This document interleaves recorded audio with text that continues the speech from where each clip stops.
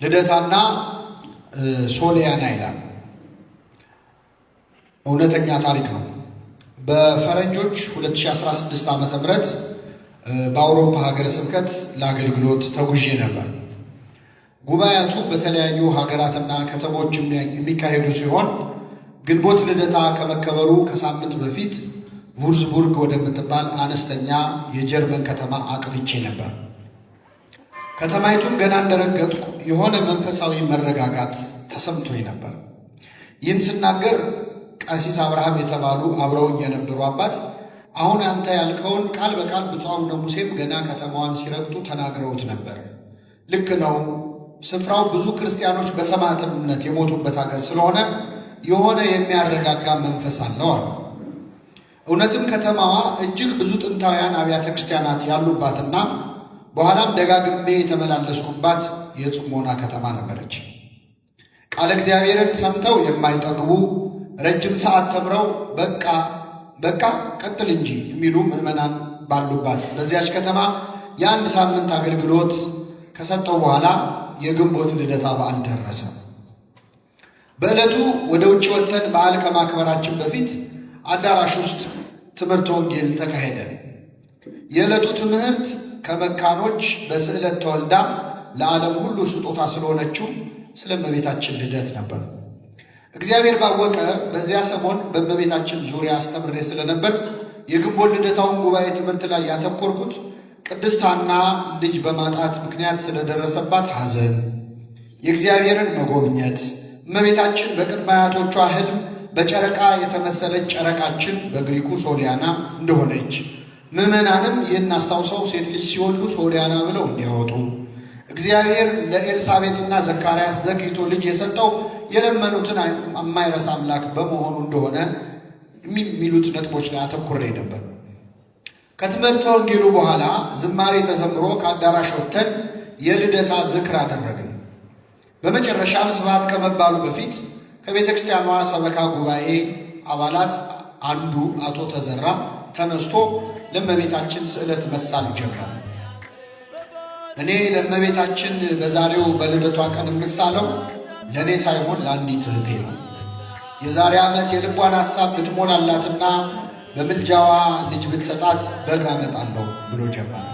ሌላዋ ቀጠለች።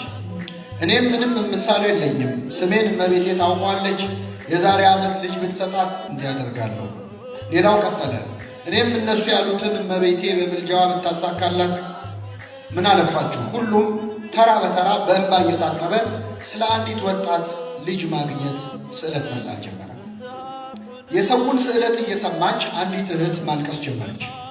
ለ7 ዓመታት ልጅ ለመውለድ ተስፋ ስታደርግ ቆይታ ሐኪሞች ምንም ማድረግ አንችልም ብለዋት ነበር። ልባሉ የጀርመን ሐኪሞች 5 ጊዜ ያህል ብትታይም በሕክምና ምንም ማድረግ አልተቻለም። የዚያች ትንሽ ከተማ ጎረቤቶቿ ታዲያ የመካኖቹ ልጅ እመቤታችን ይህችን እህታቸውን እንድትጎበኛት በልደቷ ቀን እያስጨነቋት ነው።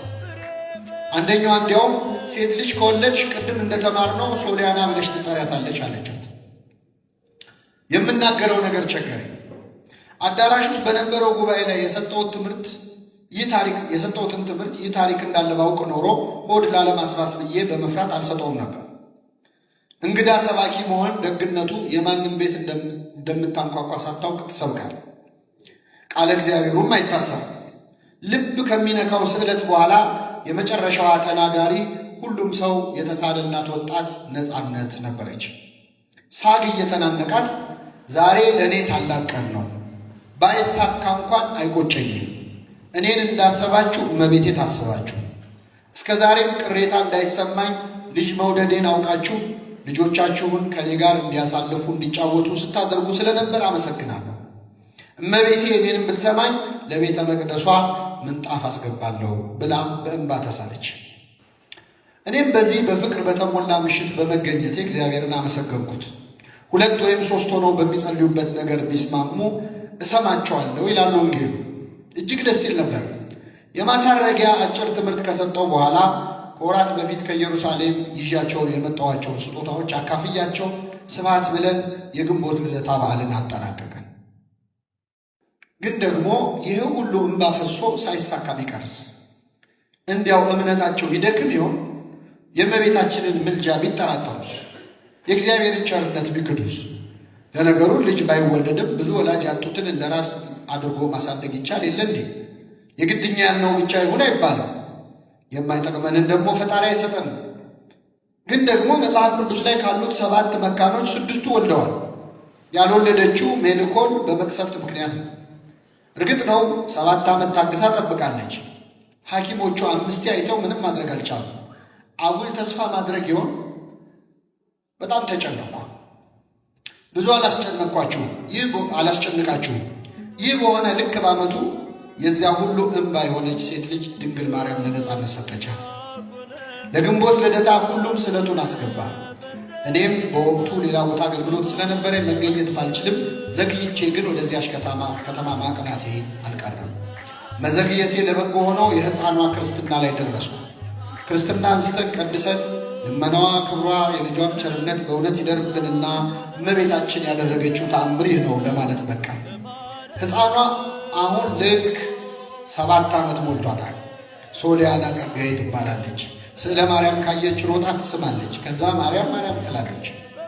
እናቷም እኔን የሰማች ድንግል ማርያም እናንተንም ትስማችሁ ትላለች።